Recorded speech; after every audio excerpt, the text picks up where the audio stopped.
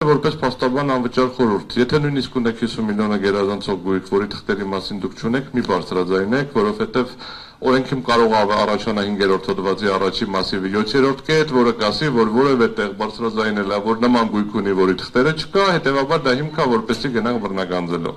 Եվ ընդհանրապես բոլորին է սա վերաբերվում, բայց այդ ձեր հարցին հիմա մի քիչ ավելի լուրջ պատասխանեմ։ Երբ որ այս օրենքի կիրառությունը քննարկվում էր, իմ կարծիքով այս օրենքը նաև հակասահմանադրական է, որովհետև ինքը ունի խտրականություն, էյջիզմ,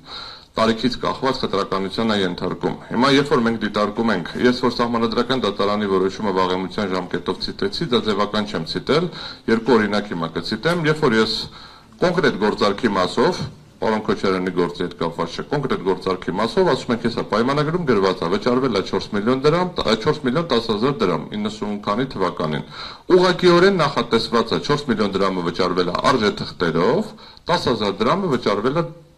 դրամով։ Գրած այդ պայմանագիրը կա, բերել են, ներկայացրել են, քննարկում ենք։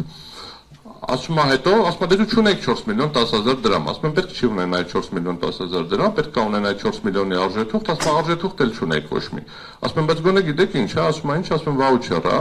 ես էլ եմ փոքր, տենց չէ որ շատ մեծ եմ տարիքով, բայց դատախազը ինձնից մի քիչ էլ է երիտասարդ։ Ասում է ես չգիտեմ, ես այդ ժամանակ նոր էի ծնվել, ցիտում եմ, սա ոչ թե ուրճացնում եմ, ոչ թե հիմա ասում եմ կլինի գնանք մի քիչ տարիքով դատախազ կա, ընդ որում լավ կլինի որ ինձնից էլ տարիքով լինի, որտեվ իմանա, որովհետև փաստեր կան, որոնք եթե մենք խոսում ենք մարդու մասին, ես հիմա 40 մի քիչ տարեկան եմ։ Եթե մենք խոսենք ինչ որ մեկի մասին, ով 50-60 տարեկան է եւ իր հիմնական գործունեությունն իրականացրել է 80-ականներին եւ 90-ականներին, համոզված եղեք, որ ուրեմն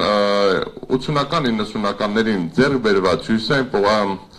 պրոսպեկտի, Մաշտոցի պողոտայի 3 սենյականոց բոլոր բնակարանների սեփականատերերը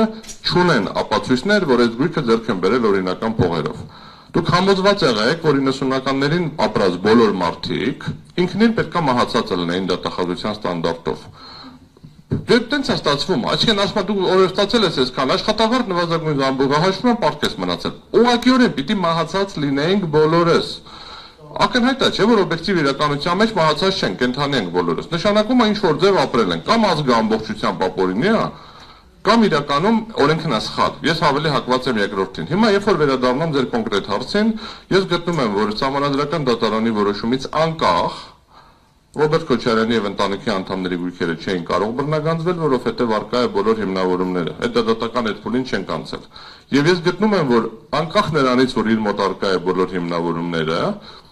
որևէ անձ ներառյալ Ռոբերտ Քոչարյանը եւ ընտանիքը պարտավոր չի դատական գործընթաց անցնի եւ ապացուցի իր կյանքի ընթացքում ձեռք բերված գույքի օրինականությունը կամ ապօրինությունը, եթե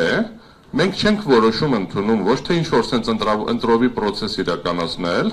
այլ ինչ-որ գործընթաց չի տեղի ունենում, ընդհանրական ամբողջ ազգի բոլոր մարդկանց առանց քրեական գործի, առանց ոչ մի բանի, ինչ-որ մի հատ օբյեկտիվ ստանդարտով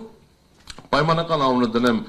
փաստաթղթավորում եք ուզում անունը դրեք, ուզում եք ամնիստիա դրեք, ուզում եք օրինականացում դրեք, ինչ ուզում եք դրեք, այսինքն մի հատ process, որը բավականին խնդրահարույց է, բոլոր երկրները ով դա արել են, ունեցել են կորուստներ, ոչ թե աճ։ Բոլոր քաղաքացիները, ովքեր ակնկալել են, որ այս գործընթացի արդյունքում իրենց բարեկեցությունը պետք է լավանա, իրականում վատացել է։ Այդ բոլոր մարդիկ էլի լավ են մնացել, մնացածինը վատացել է։ Դրա համար ես վերադառնալով հարցին, ես բոլոր գործերով, այդ թվում նաև երկրորդ նախագահի գործով, բայց բնացած բոլոր գործերով միջնորդելու եմ, որ ըստ էության մերժվի, հայցադիմումները, մանդ ձևակերպումները, որը կլինի կքննարկենք, կհամաձայնեցնենք, բայց չի կարող այս վարույթները շարունակվել։ Սա զուտ որպես մոտեցում, բայց ես նորից վերադառնալով ոչ մեկին չասեք 50 միլիոնից ավել ձեր գույքի մասին։